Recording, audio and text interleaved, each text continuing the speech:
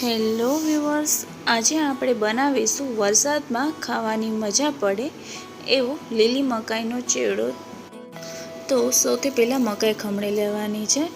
અહીં મેં દેશી મકાઈ લીધેલી છે। જો તમારે દેશી ના લેવી હોય તો તમે અમેરિકન મકાઈ પણ લઈ શકો છો।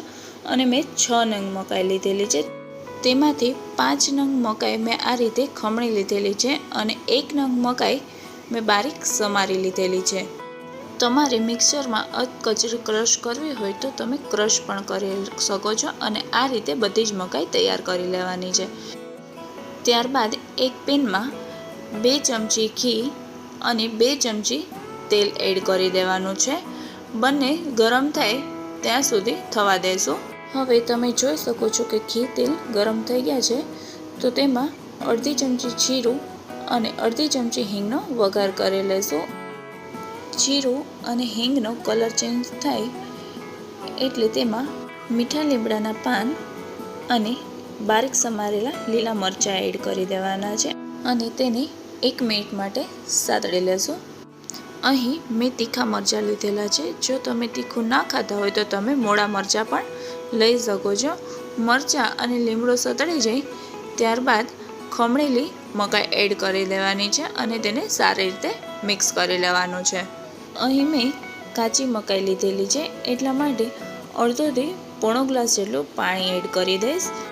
જો તમે બાફેલી મકાઈ લેતા હોય તો તેમાં પાણી એડ કરવાની જરૂર નથી અને તમારે પાણી એડ ના કરવું હોય તો તમે દૂધ પણ એડ કરી શકો છો, જેનાથી મકાઈનો ચેવડો છે તે થોડો ક્રીમી બનશે।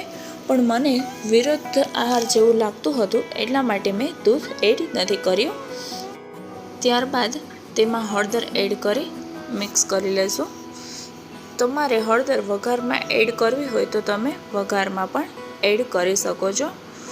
ત્યારબાદ પાણી બધું એડ કર્યું હતું તે ડ્રાય થઈ જાય ત્યાં સુધી ચડવા રાખી દેશું અને બને ત્યાં સુધી મકાઈનો ચેવડો કરતી વખતે નોનસ્ટિક પેન યુઝ કરવી।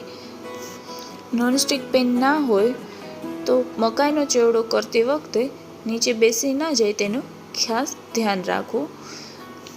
હવે તમે જોઈ શકો છો કે મકાઈ ડ્રાય થઈ ગઈ છે, તો ચેવડાને ચટપટું બનાવવા માટે અડધી ચમચી કાળા મરી પાવડર, અડધી ચમચી સંચળ, 1 ચમચી ચાટ મસાલો,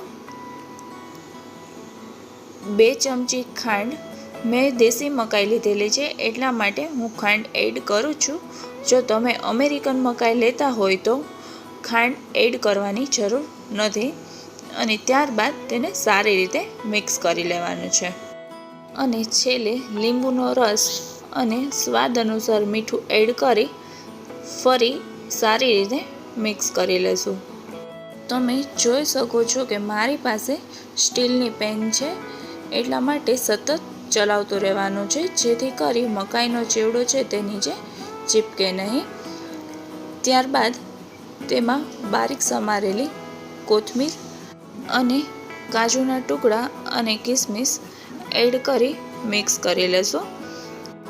ડ્રાય ફ્રૂટ્સ એડ કરવાથી ચેવડામાં સારો એવો ટેસ્ટ આવે છે। જો તમારે એડ ના કરવું હોય તો તમે સ્કીપ પણ કરી શકો છો। હવે આપણો મકાઈનો ચેવડો તૈયાર છે, તેને એક સર્વિંગ બાઉલમાં કાઢી લેશું અને તેને તીખી બુંદી, રતલામી સેવ, મસાલા ચણા દાળ, નાયલોન સેવ, કાજુ અને કિસમિસ, સોલ્ટેડ બટર અને બારીક સમારેલી કોથમીરથી ગાર્નિશ કરી સર્વ કરીશું। તૈયાર છે વરસાદની સિઝનમાં નાસ્તામાં કે લંચ બોક્સમાં લઈ શકાય તેવો ગરમા ગરમ લીલી મકાઈનો ચેવડો।